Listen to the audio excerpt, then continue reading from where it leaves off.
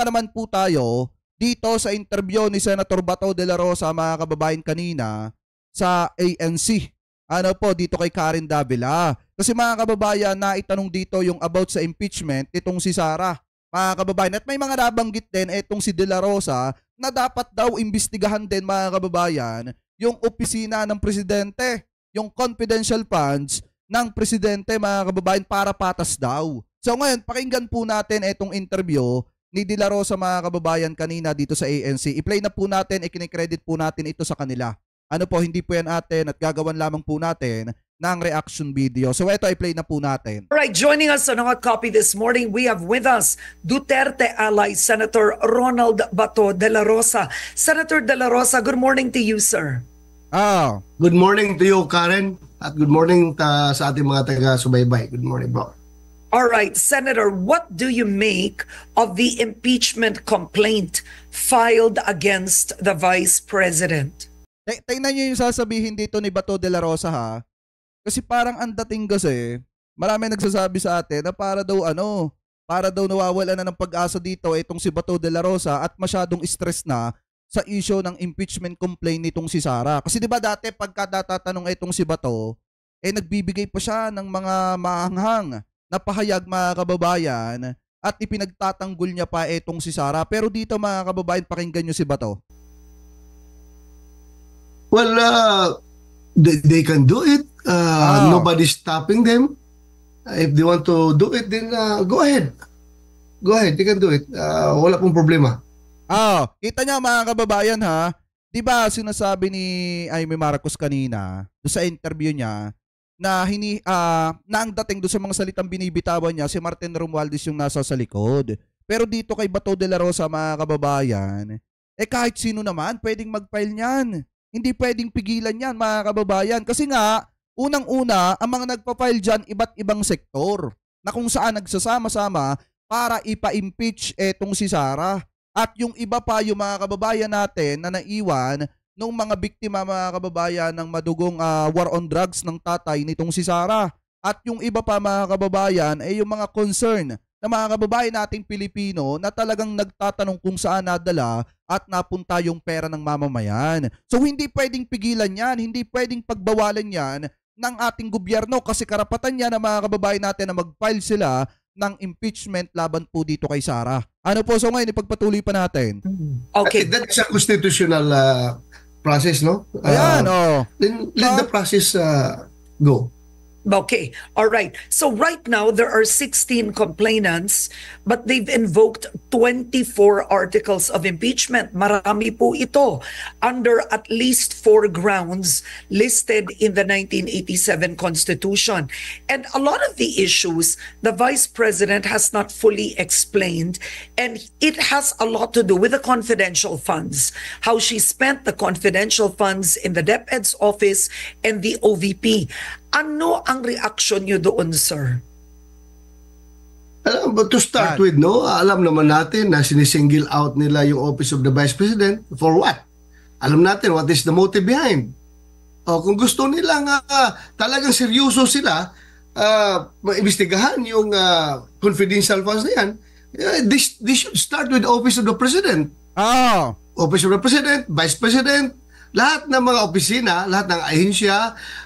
Bakit daw hindi umpisahan, mga kababayan, sa opisina ni PBBM? Kung matatandaan nyo, parang si former Senate President Mig Zubiri ata ay nagsabi dati na yung opisina nitong si PBBM, mga kababayan, pagdating sa paggastos ng confidential funds, peso by peso, kung saan ginamit, talagang malinis, mga kababayan, na nakalathala. Ibig sabihin, talagang may pinuntahan yung mga confidential funds at talagang nakalagay ng maayos, mga kababayan, kung saan ginamit. Yung kay Sara kasi, mga kababayan, yung confidential funds kasi ni Sara, unang-una naubos ng 11 araw. 11 days, mga kababayan. Tapos ang masaklapan nito, nung nasilip, nakitang may mga anomalies. May mga nakita, mga kababayan, na talagang may mga resibo na may mga nakapangalang tao na hindi naman nag-e-exist. Katulad na lamang nitong si Piatos, mga kababayan, na Mary Grace Piatos. Diba? Ngayon, huwag magtataka itong si Bato de la Rosa kung bakit iniimbestigahan ang confidential funds nitong si Sara kasi nakitaan po ito ng napakaraming problema. Unlike sa opisina ng presidente na ultimo piso mga kababayan, talagang nakalathala at malinis kung saan ginamit mga kababayan. Ibig sabihin, nakalista ng mas maayos, nakaliquidate ng mas maayos. Unlike dito mga kababayan, sa opisina ni Sara Duterte na mismong yung staff niya na si Gina Acosta, hindi alam kung paano mga kababayan nagastos yung 125 million pesos dahil nga ibinigay ng buo dito kay Colonel La Chica. At si Colonel La Chica yung gumagawa mga kababayan ng liquidation report. So ngayon, kung titingnan po natin ng mabuti, etong si Bato de la Rosa yung sinasabi niyang dapat patas, sorry siya kasi yung kay Sarang opisina yung nakitaan na talagang unang may anomalya. Mga kababayan, ano po kaya iniimbestagahan ng mas malalim? Hindi naman sa pinag-iinitan itong si Sara, kung hindi dahil napansin lang na sobrang laki ng hinihingi niyang budget at inubos lamang yung confidential funds niya ng ilang araw lamang mga kababayan. So dapat talagang imbestigahan yan. Ano po, so ngayon ipagpatuloy pa natin. That are receiving confidential funds. Inspeksyon ninyo ng gusto. Kaya nga confidential funds, kuha ninyo, imbestigahan nyo ng gusto lahat. If you are serious really to curb corruption, no? Sabi nyo corruption ang gusto nyo palabasin dyan. Tingnan natin. May corruption naman talaga. Kung hindi maipaliwanag at kung hindi nag-e-exist at wala talaga sa record ng PSA mga kababayan etong si Mary Grace Piatos, ibig sabihin saan napunta yung pera? 70,000 din yung nakalagay doon mga kababayan. Saan napunta yung pera ng mamamayan kung hindi tunay na tao yung nag-receive ng perang yon? Diba? Ibig sabihin kung hindi tunay na tao yon at hindi nag-e-exist yung pangalan na naandu doon, sa bulsa napunta yung pera. Diba? At nilagyan lang ng pangalan mga kababayan na hindi naman nag-e-exist. Ano po, so ngayon ipagpatuloy pa natin. Lahat-lahat na. Parang once and for all, we have to stop this confidential funds issue. Otherwise, dapat hindi na ito Hindi ka nga tumigil dun sa issue ng Hindi nga niya mga kababayan tinigilan. Balak pa nga niyang paabuti ng 5 hearings. Yung issue ng PIDEA leaks na wala namang kwenta at wala namang pinuntahan. Pasintabi kay Senator Bato kasi naman talaga ang totoo. May napatunayan ba sila sa huli doon sa PIDEA leaks mga kababayan? Wala. Ibig sabihin, walang pinuntahan pero hindi niya tinigilan. Kung hindi lang mga kababayan nagkaroon ng rigudon dyan sa Senado, actually mga kababayan, kung hindi lang nakitaan ni Bato de la Rosa na walang pupuntahan, yung kanyang hearing, hindi niya maiisipan na ihinto. Kung hindi lang siya pinahinto ng mga kasamahan niya. Kasi nga walang pupuntahan Magiging kahiyahiya na at nagiging kahiyahiya na talaga ang Senado. Pero hindi niya pa rin tinantanan, pinaabot niya pa rin ng 4 na hearing at balak niya pang paabuti ng 5. Ano po, so ngayon, mga kababayan na nagkakaroon ng investigasyon sa confidential funds at may pinupuntahan at nalalaman natin paunti-unti kung saan napunta ang pera ng mamamayan, sasabihin niya ipatigil yung investigasyon. Diba, ipagpatuloy pa natin. Issue to confidential funds kung hindi ito gagawing confidential. Dapat walain na natin ito. Kung yan ang pinaka issue nila na ginagamit. Tanggalin na natin dapat yan. Pero alam mo kung sino makikinabang kung tanggalin natin yung confidential funds na yan, yung mga intelligence funds na yan, ay yung mga NPA, yung mga komunista, yung mga makakaliwa na talagang yan ang nagagamitan ng ating intelligence funds, yung mga kalaban ng Estado. So ngayon, sino ngayon ang nananalo with all this brouhaha? Tumatawa ngayon yung CPP, NPA, NDF dahil ang sarap ng buhay nila ngayon. Free ride sila ngayon sa situation. Kaya ito... Senator. Now, Senator, I wanted to ask you, you were a member of Congress. The Congress, all of you actually, of course, approved it, right? Ang totoo naman dito, kung magsisisihan buong Kongreso, ibinigay yon kay Vice President Sara Duterte. Sa totoo lang. Tama, no? OVP, 600 million, DepEd, 150 million, roughly 750 million all in all. My question is now, do you believe that Congress should have given it in the first place, given that the OVP and the DepEd are civilian agencies? Well, Kaya nga tinatawag na contingency fund, that is Confidential. for confidential funds. Confidential funds for civilian agencies. Kapag sa military at uniform agencies, intelligence funds ang tawag niyan. So, kung lang yan, semantics lang yan, Karen, but the purpose is almost the same. Okay. And Kasi parang ang dating kasi mga kababayan kasalanan pa ng Congress. Eto parang ang dating kasalanan pa ng Congress na iniimbestigahan. Yung pera mga kababayan na nawawala. Ano po parang kasalanan pa ng Congress na iniimbestigahan itong si Sara Duterte sa sinasabi nitong si Bato de la Rosa. Kaya nga kung mapapansin nyo, di ba sabi nga dito ni Karen Davila, kaysa nga naman mga kababayan magsisihan, dapat lang naimbestigahan. Ano po kaysa magsisihan, naibigay naman kay Sara ng buo Naibigay naman yung confidential funds. Kaso nga lang ang problema, hindi naman iningatan nitong si Sara mga kababayan ng kanyang opisina at ng departamento ng DepEd noong mga panahon na hinahawakan pa ito nitong si Sara. Kaya nga ngayon nagkakaroon ng investigasyon kasi nga mga kababayan nasilip ng Congress na talagang may anomalya na nangyari sa paghawak ng pera ng OVP. Lalo na mga kababayan sa paggamit nila ng confidential funds, both ng OVP at saka ng DepEd. Ano po nung panahon na hawak pa ni Sara. So ngayon, ipagpatuloy pa natin. looking at it now, did the office of the Vice President need 600 million pesos? Tama itong sabi ni Alan Ronis dito Pwede namang OVP muna tapos yung iba naman para patas, para di naiyak si Bato. Kaya nga, di ba ang inuuna nga lang ngayon, malas lang ng OVP kasi sila yung nauna na nakitaan na talagang may maling paggasta ng pera ng mamamayan. Kaya nga ang nauna yung OVP. So pagkatapos ng sa OVP, pwede namang i-request niya kung gusto niyang imbestigahan sa Senado at siya na may senador mga kababayan, pwede niyang ipa-request or kausapin niya yung mga kasamahan niya na may committee na gano'n na paimbestigahan, ito namang si ganito, opisina ni ganito, and then yung susunod na opisina naman. Kung gusto niya na maging patas mga kababayan, pero yung pag-iimbestiga sa opisina nitong si Sara, hindi niya pwedeng questionin yon. Hindi niya pwedeng questionin yon mga kababayan. Ano po, dahil unang-una karapatan ng Kamara na mag-imbestiga kung saan napupunta ang pera ng mamamayan. Kasi ipinagkatiwala yung pera sa opisina nitong si Sara at sa isang departamento ng ating gobyerno na minsang hinawakan nitong si Sara. Ano po, so ngayon ipagpatuloy pa natin. In confidential funds? In the first place, bakit binigay yan sa kanya? Bakit binigay yan sa kanya? Nag-request siya. Mandato niya na pag binigay sa kanya, she has to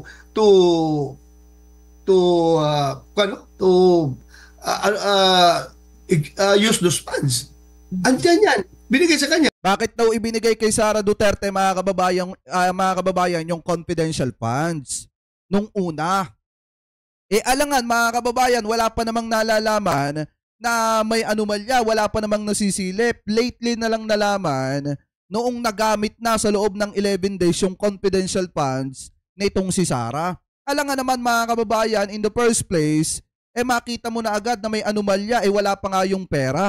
So ngayon, nung naibigay yung pera, and then nasilip mga kababayan, nakitaan na may anomalya, doon na nagsimula na questionin yung paggastos ni Sara ng confidential funds po niya. Yun ang tamang paliwanag dyan, Senator Bato de la Rosa. Yeah, otherwise, sa next budget hearing, isisingilin siya ng kuha. Bakit hindi nyo ito nagasto?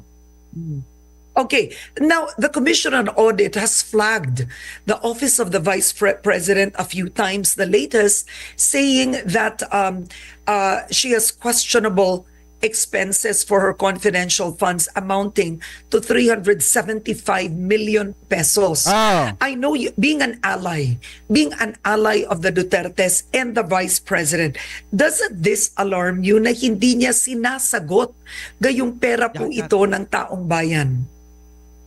Anong hindi sinasagot? Hindi sinasagot ang opisina niya, yung kuha, kung paano nila di-disperse yung confidential funds? I don't think so. Yung kuha audit report is not final. Yun kasi binabasihan ng nag-imbestiga ng mga taga-Quadcom. Yung kuha audit report kuno. Alam naman natin lahat yan. Yung kuha audit report is temporary. Hindi, sala kasi yung tanong. Dapat mga kababayan ang tanong kasi dyan, bakit hindi sinasagot ni Sara nung una yung mga patawag ng Kamara patungkol sa pag-iimbestiga, mga kababayan, dyan sa confidential funds na yan, sa maanumalyang paggastos ng pera ng mamamayan. Dapat ganun sana ang tanong, mga kababayan, para masopla itong si Bato de la Rosa. Purari yan at yan ay audit report lang yan na inire-remind ka na ganito ang obserbasyon nila. Then, it's up for you to make up for whatever deficiencies that your agency has failed to do. So, i-make up mo yan at the end of the year, mag-clear mo rin yan. Lahat naman ng opisina, halos lahat ng opisina, mayroong kuha audit report. So, hindi po yan final. Kung gusto ninyo talaga na magkaroon ng magandang investigasyon na walang bahid ng politika, no? Let the kuha do their job. Let the kuha do their job. And for all we know, everything will be settled kapag ang kuha nga mag-imbestiga niya lahat-lahat. Walang halong politics. I mean, just looking back, the reason this all started was really because of the budget process. Right? The Office of the Vice President was asking for an increase in her budget. And when there was a hearing, it was revealed. All these things were revealed in time. So it started first. Let me ask you this. For the DepEd, she refused to answer questions, right? For the proposed 2025 budget. Kumbaga nagsimula naman ito because of a budget hearing. Tama! Nagsimula yan, Karen, no? Nagsimula yan hindi dahil sa hindi pagsagot ni Sara. Nainis lang siya doon sa mga tanong na yun. Pero nagsimula yan dahil meron talaga motibo na siya ay uupakan dyan. Meron talagang grand scheme of things. Meron talagang malaking design. There is a grand design to demolish her. Kaya ano yung proof? Di ba, mga kababayan? Ano yung proof na dinidemolish itong si Sara at pinagbabalakang i-demolish to? Mga kababayan, yung pagkatao nitong si Sara, ano yung proof ni Senator Bato de la Rosa? Kasi mga kababayan, tayo pwede nating sabihin na nagsimula talaga yan, mga kababayan, nung hindi na papunta kay Sara yung nire-request niya na confidential funds na nagkakahalaga ng nasa 700 million plus. And then, mga kababayan, yung pagkakabusisi doon sa 125 million na confidential funds. Tapos, mas lalo pang uminit yan, mga kababayan, nung umattend siya minsan sa budget hearing dyan po sa Kamara na kung saan pinagbabastos niya, mga kababayan, yung mga congressman doon. And then, yung pinersonal niya itong sina Franz Castro at sinusubukan niyang i-hijack, kontrolin yung pagdinig do sa budget hearing. Tapos hindi na siya makasagot at paulit-ulit niyang binabasa na kaya siya naando doon is para idepensa yung kanyang budget, mga kababayan. So doon nagsimula na talagang ma-question, mga kababayan, etong si Sara hanggang sa hindi na po siya uma-attend sa mga patawag ng investigasyon ng Kamara at gumagawa na ng kung ano-anong mga drama. Diyan nagsimula yan. Hindi po dun sa sinasabi ni Bato de la Rosa na idinidemolish yung pagkatao nitong si Sara at uupakan sa Kamara etong si Sara. Saan ba naman kayo nagkatala? Sinasabi ni Bato de la Rosa na uupakan daw. Alam daw ni Sara na uupakan siya dito sa Kamara. Halos nga si Sara, mga kababayan, yung halos gumawa ng eksena dun sa Kamara na kung saan sinusubukan niya pang utusan yung mismong chairman ng komite dun sa pagdinig patungkol do sa kanyang budget, mga kababayan. And then pinepersonal niya yung ibang mga senador, ibang mga congressman doon. Diba? So ngayon, ipagpatuloy pa natin. Doon kagad, ginamit na nila yung mga makakaliwa. Pagdating dyan sa confidential funds na yan, at tuwang-tuwa naman itong mga kaliwa na gamitin sila dahil alam nila na yung mga funds na yan ay karamihan dyan ay nagagamit agad sa kanila. Look, yung sa DepEd, paano ginamit yung ibang confidential funds doon? May programa doon na yung mga kabataan ay talagang ginagawa ng summit para educate about the evils of recruitment, na shady recruitment ng mga makakaliwa. So sila ang tinatamaan, mawala sila ng membro kapag ang mga kabataan ay na-inform, na-educate about yung recruitment nila, panglilin nila sa mga kabataan. So ngayon tuwang-tuwa naman ito magkakaliwa, ginamit sila doon. So gamitan lang yan, Karen, gamitan yan. Isn't that a bit, simplistic? That's the excuse for the DepEd funds. But then the OVP, it was given to safe houses where the rentals were quite expensive. No explanation. Acknowledgement receipts of people we don't know if they exist. Names like Mary Grace Piatos. Names like that where you pakinggan nyo isasagot dito ni Bato de la Rosa, mga kababayan ha. Pakinggan nyo yung isasagot dito ni Bato de la Rosa kasi walang maisagot dyan si Sara about do sa mga safe house na napakamahal, mga kababayan, at napakalaki ng nagastos nitong si Sara. Ano po, gamit ang pera ng mamamayan. At about dito kay Mary Grace Piatos na hanggang ngayon ay hindi niya maipaliwanag. Cannot find these sources. No explanations on details essentially on these alleged homes that were used for witness protection. Alam mo, Satellite office spending. Confidential nga eh. Confidential nga eh. Nako! Ano bang gamit ng confidential kung ipagbubulabog mo lahat ng mga tao na ginamit mo, lahat ng mga safe houses na ginamit mo?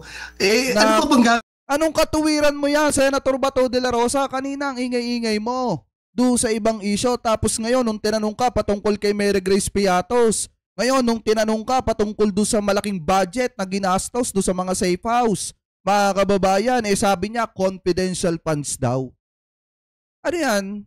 Statement ng mga DD-shit? Diba ganyan yung lagi nilang sinasabi?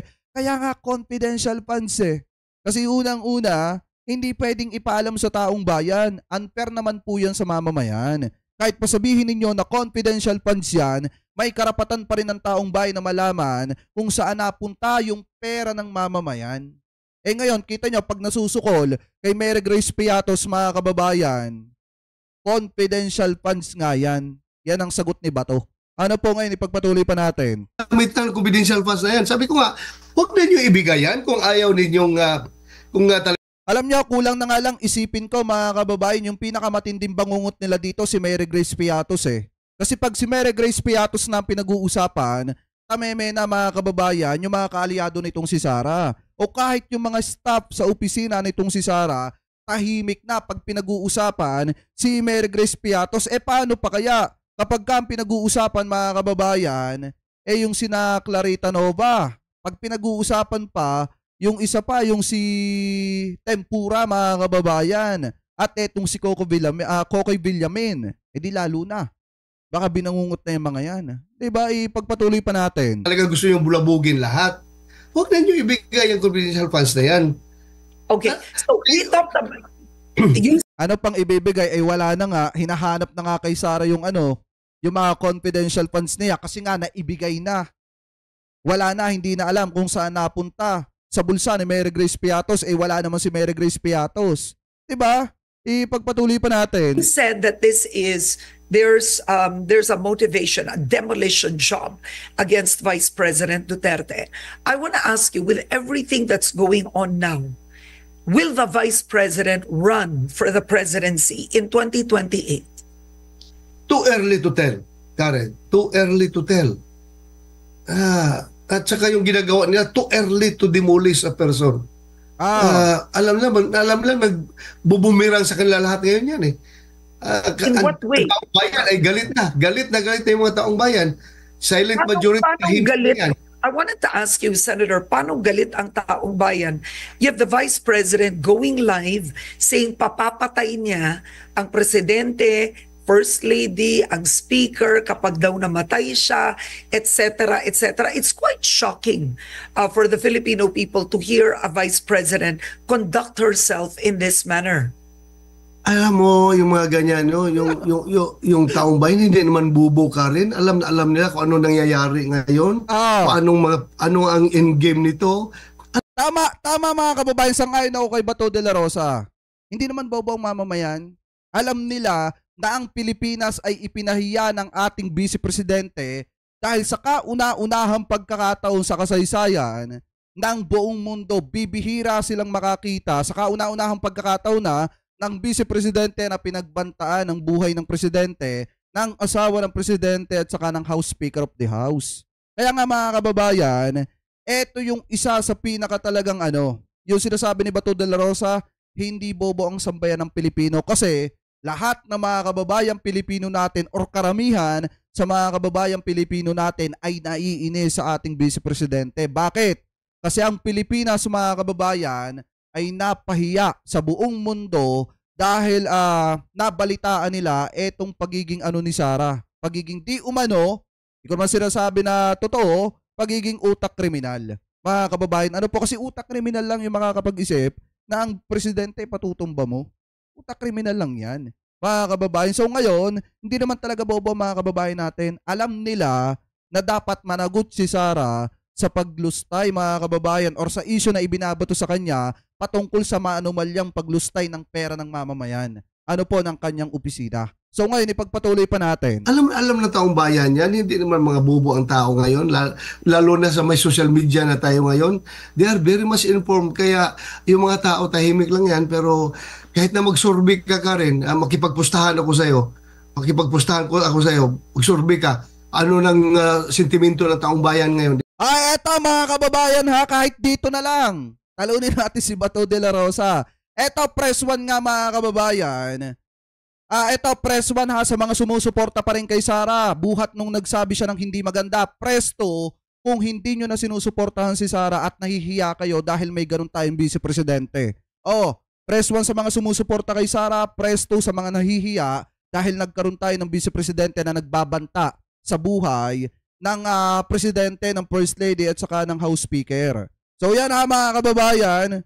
Tingnan nyo kung sino yung sino yung majority. Ito, Senator Bato de la Rosa, para makita mo sa screen natin. Marami nagpipress 2. Ibig sabihin, marami na ang ayaw. Marami na ang may ayaw kay Sara. Magising ka na sana, Senator Bato. Ito, opinion ko lang. Sana magising na po kayo. Kasi yung nagsasalita ng ganyang kahibangan na po yan, ayan tingnan nyo, sunod-sunod nga yung press 2. Ibig sabihin, marami sa mga kababayan natin, majority sa mga kababayan natin ayaw na kay Sara. Kasi nga, napahiya ang Pilipinas at nagtagumpay etong si Sara na takutin yung mga investor na possible na mag-i-invest pa dito sa ating bansa. Diba? Ngayon, ipagpatuloy pa natin. Diba? Galit na the more that they pound on the BP Sara na isang babae na wala nagkakampi, siya na lang mag-isa, the more ang nagagalit ang taong bayan. Hindi ba alam niyo mga kababayan, eto ha, ang mga kababayan Pilipino po natin, tayo mga Pilipino may ugali tayo. Na kapag nakikita nating masyadong inaabuso, naaapi yung tao at wala namang ginagawang masama, yung tao sa isang tao at pinag-iinitan siya, kumakampi tayo dun kasi nadadala tayo mga kababayan ng pagiging makapilipino natin na kinakampihan natin yung isang tao na talagang kinakawawa, lalo na pag nakikita natin publicly. Etong kay Sara, nakakapagtaka. Sinasabi nila pinagtutulungan daw etong si Sara Duterte. Pero nakakapagtaka dito, bakit hindi siya kinakampihan ng majority? Bakit walang sumusuporta sa kanya ng majority? At iilan lang yung mga sumusuporta sa kanya na mga taga-suporta niya lang. Mga kababayan, bakit hindi magawa ng taong bayan na suportahan siya majority? Kasi nga mga kababayan, mali ang ginawa ng ating Vice Presidente na magbanta ng buhay ng presidente. Mali yung kanyang ginagawa na hindi niya sinasagot kung saan napupunta ang pera ng taong bayan. Kaya wala pong kumakampi sa kanya at hindi siya sinasang-ayunan ng majority. Kasi kahit ang mga kababayang Pilipino natin ay nahihirapan ng intindihin yung mga dahilan niya, mga kababayan, para sagutin kung saan napunta ang pera ng mamamayan. So ngayon, ipagpatuloy pa natin. Hindi natin maglokohan. Prangkahan lang tayo. Mag-survey ka. Pumunta ka sa kalsada. Okay. Now, with the NBI investigation, so during the last probe, she did not appear and they've reset it to December 11. Do you think she will appear? Yan. Well, it's her call. It's her call. Kung gusto niya mag-appear, nasa kanya yan. Kinakaharap niya yan na issue, no? Nasa kanya yan. She is not stopping NBI from conducting Ito ulit mga kababayan. Pagbigyan natin yung request ni Ma'am Janelle. Ask the people kung iboboto si Bato. Eto mga kababayan, kahit ito na lang Senator Bato de la Rosa kung mapapanood mo tong live ko ngayon. Eto, press 1 nga sa mga gustong bumoto kay Bato de la Rosa. Press 2 kung ayaw nyo nang makabalik ng Senado si Bato. Ulit mga kababayan ha. Press 1 nga sa mga gustong bumalik ng Senado etong si Bato de la Rosa sa 2025. Press 2 sa mga ayaw nang bumalik si Bato de la Rosa sa Senado sa 2025. Eto, Senator Bato, sana makita mo yung nasa sa screen natin. Kasi eto, mismo taong bayan na yung tinatanong ko ha. Dito na lang natin pagbasihan yung sinasabi mong survey. Ano po, ipagpatuloy pa natin. Its investigation, wala namang problema. Kung pupunta yung NBI sa opisina niya at mag-imbestiga doon, walang problema. They can do that. They can do that. So, wala po tayong issue dyan. Wala pong problema. Okay, so let's shift it a bit now, just very quickly. The ICC, the International Criminal Court, has put up a website and is now crowdsourcing, Yan na. right? Stories of extrajudicial killings or their stories of the Duterte drug war. So this is evidence gathering against the Duterte administration, which may include yourself, online. What do you make of the ICC's latest move? Go ahead, make my day. Yun, Go Ganun ahead. pa rin, sir. Make my Ganun pa day. rin. Yes. Go ahead, make my day. Okay, what has changed? Aabangan natin tong sinasabi ni Bato de la Rosa na make my day mga kababayan ha pagdating ng ICC. Ano po dito sa Pilipinas? Kasi kung matatandaan nyo, di ba natalakay natin na may lumabas ng mga article, mga balita na ang ICC mismo ay nasa Pilipinas na at nag-iimbestiga na. So ngayon, di ba kung matatandaan nyo, lagi naman natin ito sinasabi na by December mga kababayan, baka ang ICC maglabas na ng arrest warrant laban dito kay Bato. At dito, kina Digong mga kababayan. So abang-abangan natin yan. I remember I interviewed you before and you had said you were afraid and now you don't seem afraid anymore. Afraid lang ako. Sabi ko na nga masyado kanyang kinakapitalize yung sasabi kong afraid. Afraid ako na pag ako'y nakulong, hindi ko na makita yung mga apo ko. Ayan. I am not afraid for myself. I am afraid for my apo na every day, every night, hinahanap ako bago matulog. Paggising sa umaga, pagbangon nila, pupunta kagad sa akin at maghahag sa akin. Yun lang. I am afraid for my apo na mawala sila ng lolo na hindi nila makita growing up. At I'm not afraid for myself. I tell you, I've been to many wars already. Ang dami ko na dinalang gira ka rin. Hindi pa ako takot mamatay. Hindi pa ako takot mamatay. So, Natakot lang sa ako yung mga apo na hindi nila ako makita. Yun lang. Ayan yung kahinaan at kinakatakutan ni Bato de la Rosa, ang hindi makita, ang hindi niya makita yung kanya mga apo at hindi siya makita ng kanya mga apo kasi nga magiging netizen sila or magiging citizen sila mga kababayan ng Netherlands, ng The Hague, Netherlands. Ano po, so ngayon ipagpatuloy pa natin. Lang sa akin, Karen. what action do you plan to take? I mean, clearly the ICC investigation is ongoing. And in case a warrant is issued, what action does Senator Bato plan to take? Well, I have to seek for judicial relief. Ah, We have to go to the Supreme Court. Okay.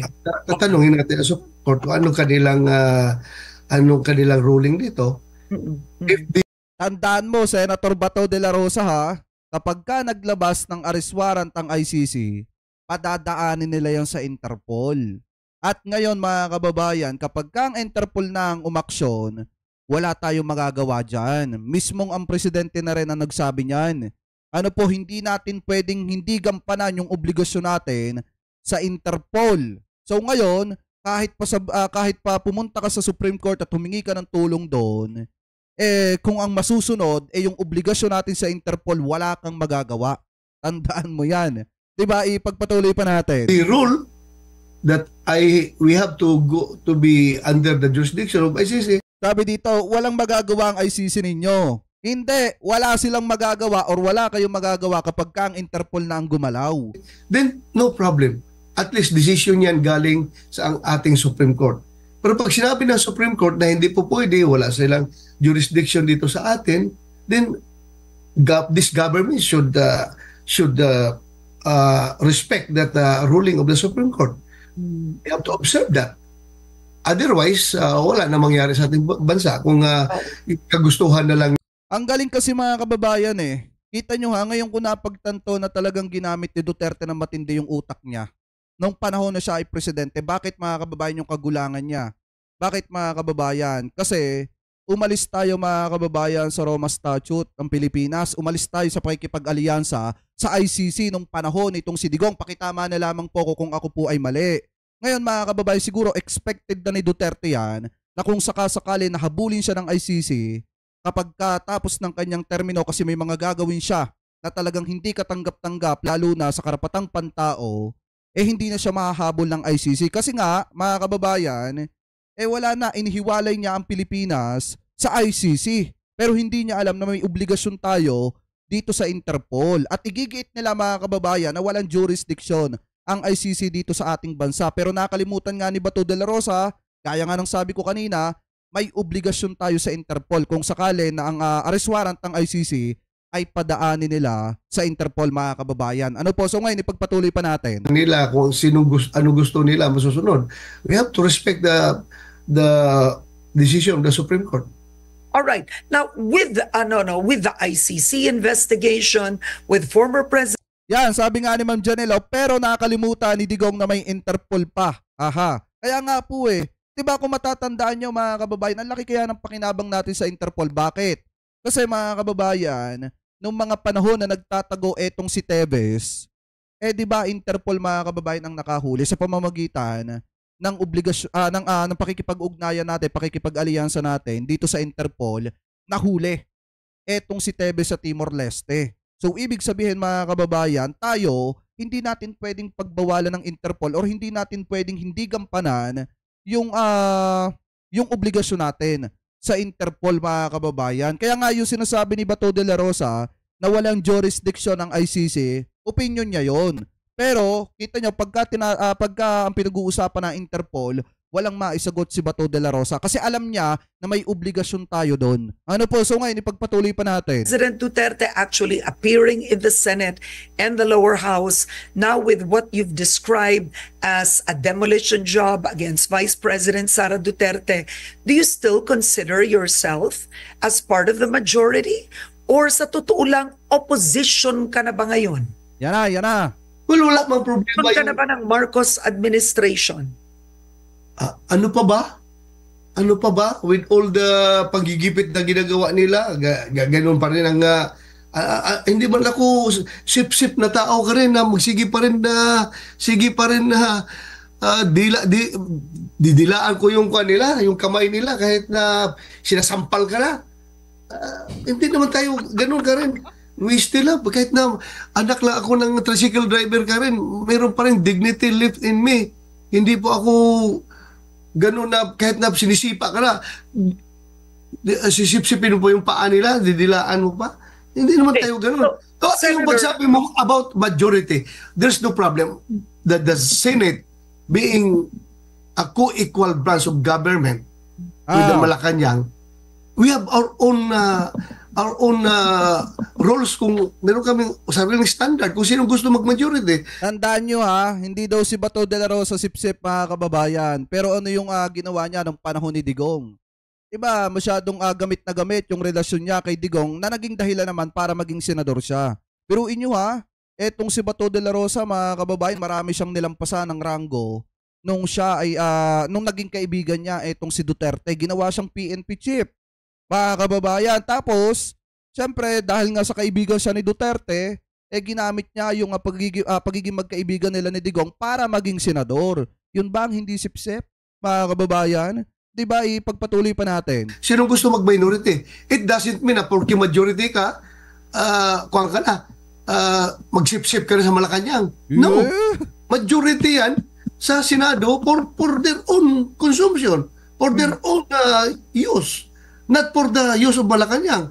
Pero ginagawian na lang yan na kung sino yung majority supported by Malacanang, ganun yun. Pero ang purpose talaga ng majority is for the House for this chamber's purpose. Samahan namin yan doon sa loob kung sino Okay. mag-budget ng minority. Okay. Now, interesting, just before we go, is I'll go back again to Vice President Sara Duterte. Some sources say that the Senate is divided, right? Some sources say the Senate is divided, that there wouldn't be an overwhelming number to possibly impeach her.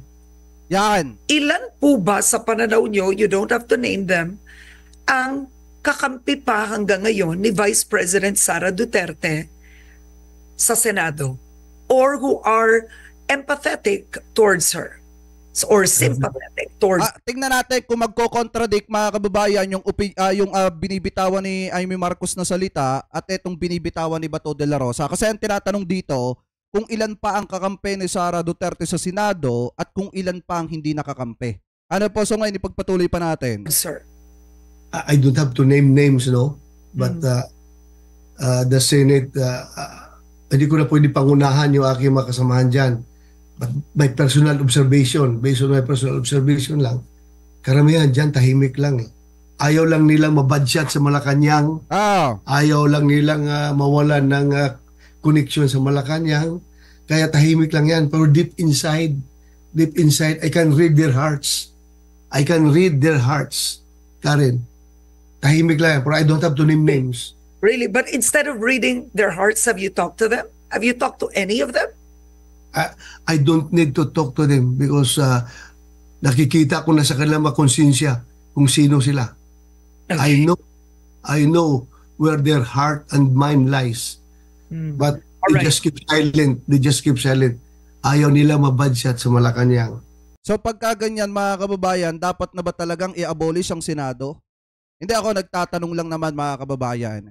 Kasi kung sinasabi ni Bato de la Rosa, halos katulad lang din nung sinabi ni Amy Marcos itong sinasabi ni Bato de la Rosa. Kung pakiramdam nila na marami pa rin sa Senado ang kaalyado nitong si Sara at ang iniisip ay yung kapakanan ng kanilang kaalyado, mga kababayan, dapat na bang i-abolish ang Senado? Ako nagtatanong lang naman. Hindi ko naman sinasabing i-abolish. Ako nagtatanong lang. Ano po, kasi sabi ni Senator Amy kanina, wala na daw, 0 vote sa madalit salita sa Senado yung impeachment laban dito kay Sara. At eto namang si Bato de la Rosa, parang gano'n na din mga kababayan ang sinasabi niya. So tayo nagtatanong lang naman na dapat na ba i-abolish ang Senado? So ngayon ipagpatuloy pa natin. Okay, so I'll move on before we go. You are running for re-election once again. How are you faring? I mean, the last time you ran, you were number 5. Am I right? Yes. No, Yes. number 5.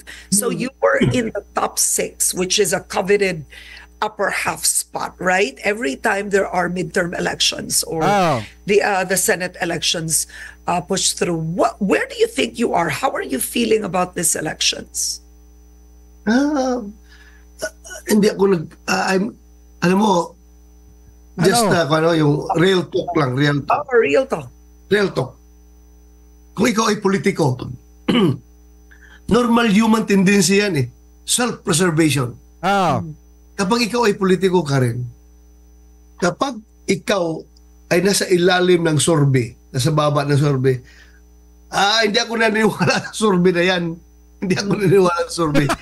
Kapag ikaw nasa taas sa sorbe, naniniwala ako dyan. Kasi nasa taas ako dyan. Nasa taas ako. The same with me. Human lang ako. Tao lang ako. Kapag nakita ko nasa ilalim ako ng survey, hindi ako naniniwala dyan. Hindi yan totoo. Kapag nakita ko nasa taas ako, nakakaangat ako, mukhang maniwala ako dito. Dahil maganda ang pleasing ko. Kasi di ba nung una mga kababayan, etong si Bato de la Rosa, umaano pa siya, pumapasok pa siya sa top 10. Mga kababayan, pakitama na lamang po ako kung ako po ay mali ngayon parang ang pagkakaalam ko mga kababayan, parang bumaba na ata siya nang bumaba. At ang namayagpag mga kababayan, etong sina Erwin Tulfo, parang pumasok din ata etong si Ben Tulfo mga kababayan. And the same time, etong mga kaalyado, nitong si Digong mga kababayan, si Digong nga parang bumaba rin ng bumaba. Diba nung una umiingay yung pangalan ni Duterte. Pero kung mapapansin nyo, pababa na sila ng pababa. At yung iba pa mga kaalyado, nitong si Duterte mga kababayan ay hindi na nakakapasok. Tanging si Bongo lang dahil dun sa malasakit center niya, mga kababayan.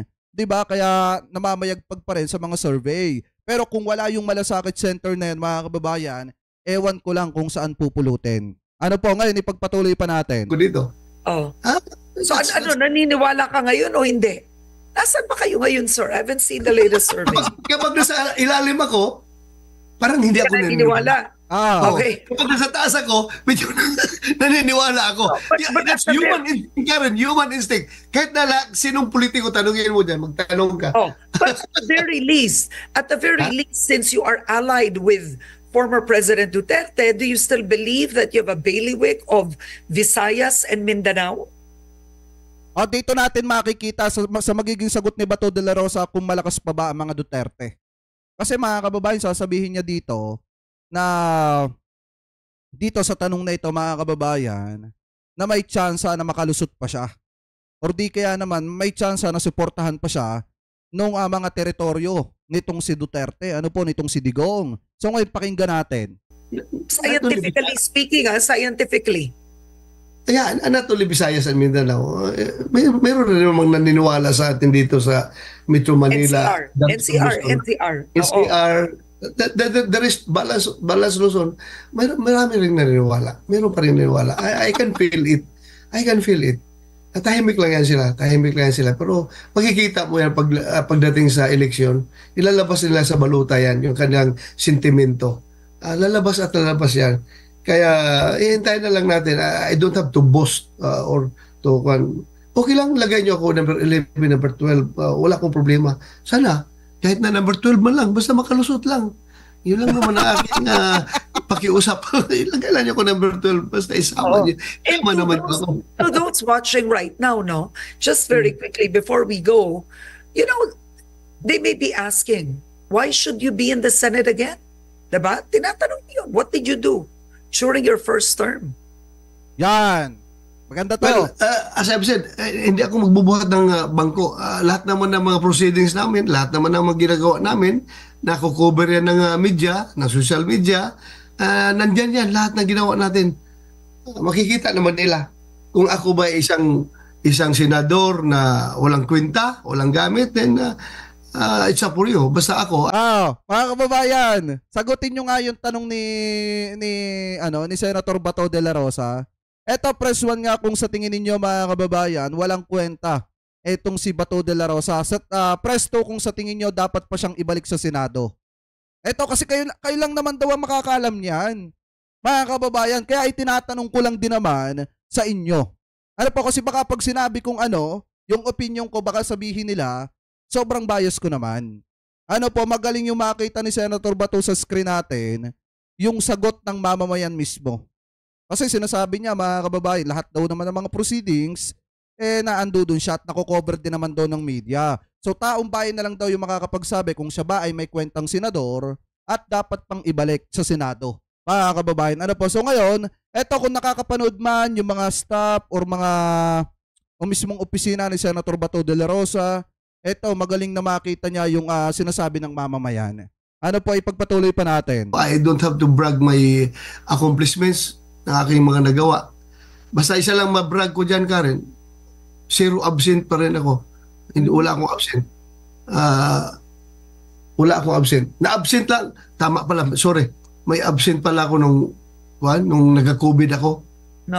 Yun lang ang absent. Pero ang ibig mo sabihin, pinapasabi mo na kumbaga, nagtatrabaho ka, pumupunta ka sa Senado. Hindi tulad ng iba na senador or congressman na tas absent ang absent.